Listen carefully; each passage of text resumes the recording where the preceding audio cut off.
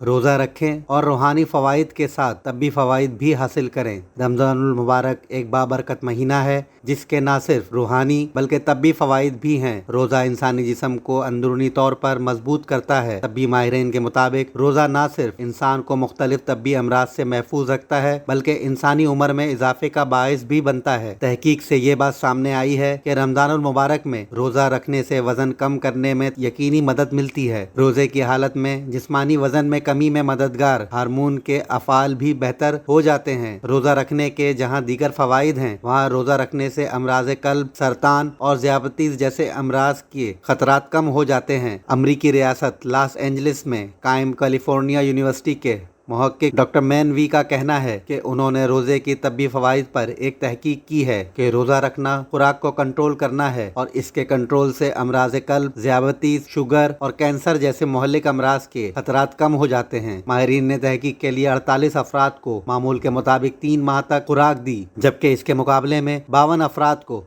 हर माह 5 दिन खाने पीने से रोका, जिससे हैरत अंगेज नताइज आए। महीने में रोज़े की तरह खाना पीना तर्क करने वाले अफराद में खतरनाक अमराज के खतरे का तनासुब दूसरे अफराद की निस्बत बहुत कम था। माहिरीन अमराज कल्ब के मुताबिक रोज़ा रखने से न सिर्फ खून में मौजूद कोलेस्ट्रॉल की मिकदार मुतदल हो जाती है बल्कि खून के शरियानों को अपना काम बेहतरीन तरीके से सर अंजाम देने में मदद मिलती है। रोज़ों के मुतालिक किंग सऊद यूनिवर्सिटी की तहकीक है कि रोज़ा रखने का सबसे अहम फ़ायदा ये है कि इससे इम्नायती निज़ाम मजबूत होता है, जो मुख्तलिफ बीमारियों से जिस्म को बचाता है और वायरस और बैक्टीरिया को ख़त्म करता है।